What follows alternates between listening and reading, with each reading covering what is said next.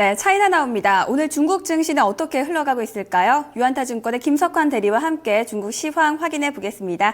대리님 안녕하세요. 안녕하십니까?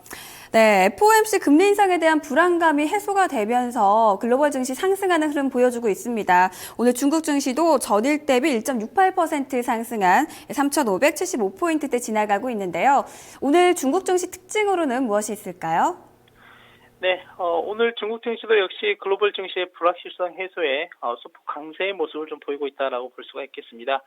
실제 오늘 장 초반만 하더라도 전일 MSCI 중국 지수가 하락하는 모습이 좀 나타나면서 실제 장 전에는 좀 약간의 우려감이 적지 않은 있었다라고 볼 수가 있겠는데요.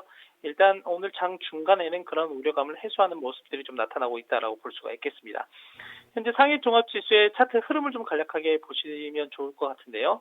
자, 지금 보시다시피 상해 종합지수의 흐름은 일단 중기적인 추세 하단부에서 지속적인 지지가 나타나고 있는 모습을 볼 수가 있겠다라고 보여집니다. 일단 3,520선에 위치하고 있는 중장기 이평선 상단으로 돌파하는 모습이 좀 나타났기 때문에 추가적인 상승이 나오기 위해서는 일단 현재 보고 계시는 직전 저항 자리라고 할 수 있는 3,600에서 3,650포인트의 상향 돌파가 유의미하게 나와야 된다라고 볼 수가 있겠습니다. 일단 이러한 부분들을 좀 유심히 살펴보시면서 대응 전략을 세우시는 게 중요하지 않을까 생각이 되고요. 실제 지난주에 예정이 되어 있었던 중앙경제공작회의가 실제 일정은 좀 비공개 상태로 좀 나와 있는 상태이고요. 빠르면 금주 또는 늦으면 내주에 다음 주 정도에 진행이 될 것으로 예상이 되는데요. 이 자리에서 부동산 재고와 과잉 생산 능력 해소에 대한 의제가 나오면서 오늘 부동산 관련한 업종의 강세가 나타나고 있다라고 볼 수가 있겠습니다. 오늘 상승과 하락 업종을 말씀드리면요. 오늘 방금 말씀드렸던 것처럼 부동산 관련한 업종군이 현재 4.5%의 강세를 보이고 있고요. 항공, 발전 설비가 3% 내외의 강세 모습을 좀 보이고 있습니다. 반면에 하락하고 있는 업종은 해운이 0.4% 정도, 길금속이 0.2%대의 약세 움직임을 보이고 있는 중입니다. 네, 이번에는 주요 이슈 확인해 보겠습니다. 중국 사회과학원에서 내년도 경제 발전과 관련된 경제 청서를 발표했죠. 어떤 내용을 담고 있는 건가요? 네, 결론은 내년 증시가 완만한 강세장을 예상한다라고 볼 수가 있겠습니다. 실제 중국의 사회과학원이라고 한다면 중국 경제 전반의 싱크탱크다라고 볼 수가 있겠는데요. 이곳에서 2016년 경제청서라고 하는 걸 발표했는데 경제청서라고 하는 거는 중국 경제의 형세를 분석하고 예측하는 백서다라고 볼 수가 있겠습니다. 중국 사회과학원이 예측한 내년 중국 증시의 전망은 3,200에서 4,000포인트 범위 내에서 완만한 강세장을 전망을 했습니다. 다만 상승의 제약 요건으로 제시를 한 게 중국 경기 하강세가 아직까지는 완전하게 호전되지 못했다라는 점, 그리고 과잉 생산과 부채 과다에 관련한 문제들이 지속적으로 좀 시장을 억누를 수 있는 요인이다라고 보고서에 자료를 발간을 했습니다. 실제로 중국 사회과학원이 일단 3,200에서 4,000포인트 중국 증시를 예측한 만큼 올 연말에 내년 각 증권사들의 내년 예측치가 좀 전망이 될 텐데 아마 대략적인 이 범위 내에서 좀 예측이 되지 않을까 예상을 해볼 수가 있는 부분입니다. 네, 또 국무원 상무회의에서는 에너지 절약과 환경오염 방지를 위한 청정 에너지 프로젝트를 승인했다고 하는데요. 이 프로젝트는 어떻게 진행이 되는 건가요?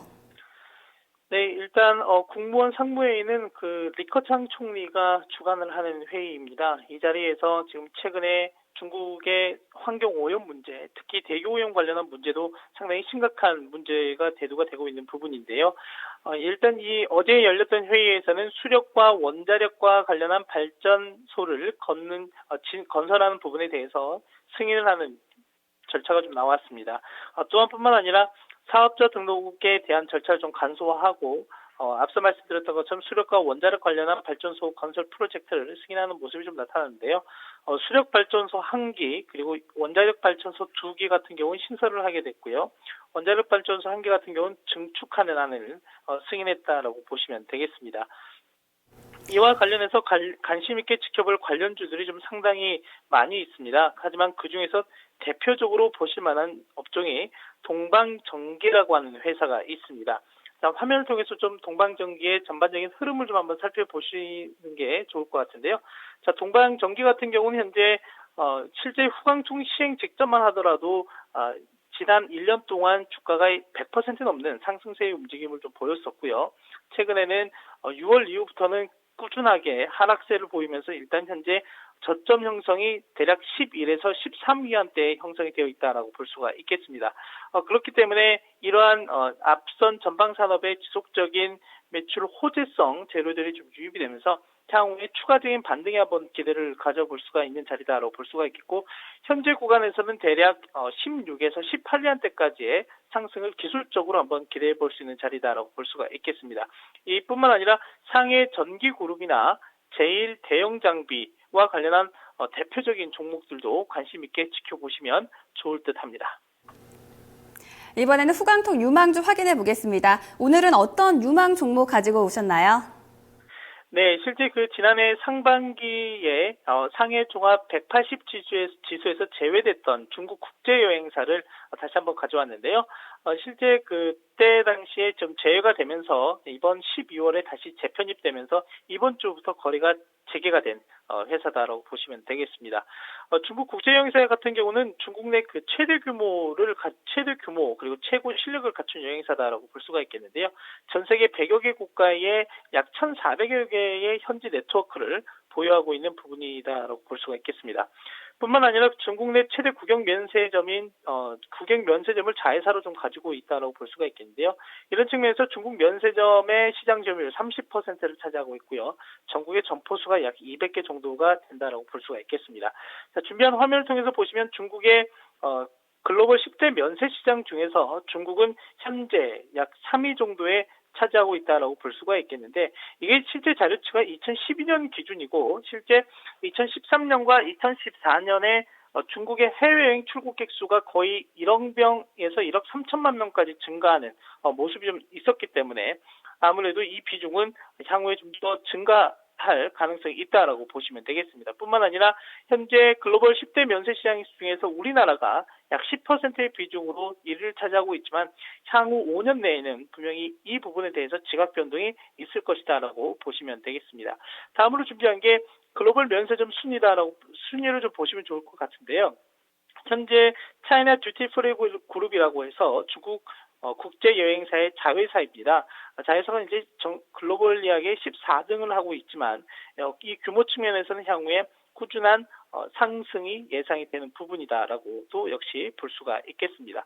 뿐만 아니라 세계 최대 규모의 온라인과 오프라인 면세점을 보유하고 있다고 볼 수가 있겠는데요. 지난 9월에 개장을 한 중국 하이난의 하이탕만 면세점, 약 규모가 7만 제곱미터입니다. 현재 이미지를 통해서도 좀 보고 계실 거라고 생각이 되는데요. 상당한 규모를 자랑한다라고 볼 수가 있겠고요. 또 온라인 같은 경우는 중면 상성이라고 하는 온라인 면세점을 통해서 꾸준한 매출 확대를 기여하고 있다고 보시면 되겠고, 또 하나는 레카찬 총리가 지난 3월 전대회에서 밝혔던 것처럼 인터넷 플러스 알파의 정책에도 부합하는 부분이다라고 보시면 되겠습니다.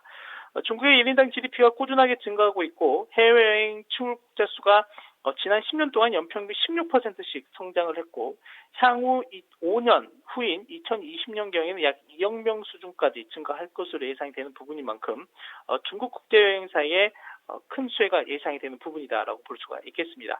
자, 중국 국제여행사의 차트 흐름을 좀 간략하게 살펴보도록 하겠습니다.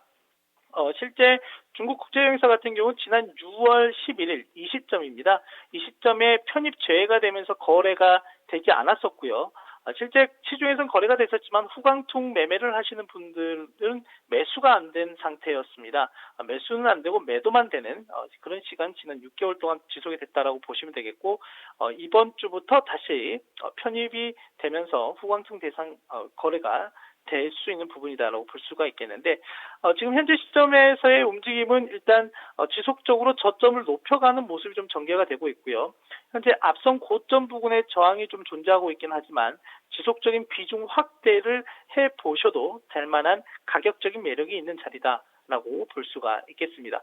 그런 측면에서 단기적으로는 일단 올 상반기 고점 부근이라고 볼 수 있는 75위안대의 목표를 좀 설정을 해 놓으시고 접근하셔도 무방하다라고 볼 수가 있겠습니다. 다만 만약 움직임이 향후 전반적인 부분이 긍정적으로 좀 예상이 되지만 기술적 흐름 모멘텀 상에서 대략 55위안 하단을 이탈하는 모습이 나타나게 된다면 리스크 관리가 단기적으로는 필요하다라고 볼 수가 있겠습니다.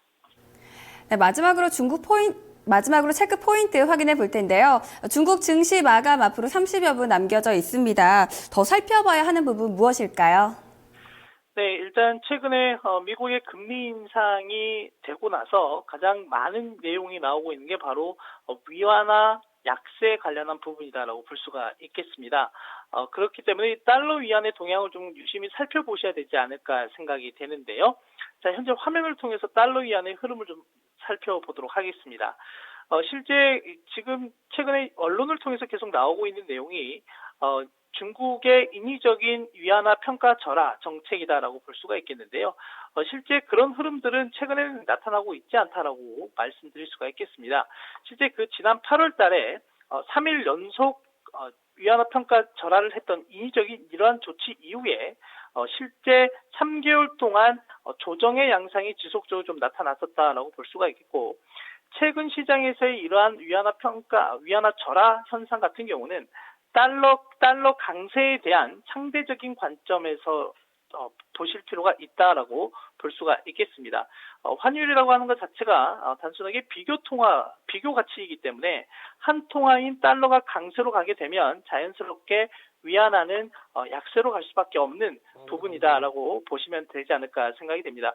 그렇기 때문에 중국 당국의 인위적인 평가 절하라고 좀 치부하기는 좀 그런 것 같고요. 최근 달러 강세로 인한 위안화 상대적 평가 절하다라고 이해를 하시면 될 것 같습니다. 대리님, 오늘 말씀 고맙습니다. 감사합니다. 네, 지금까지 유안타증권의 김석환 대리와 함께 중국 시황 확인해 봤습니다.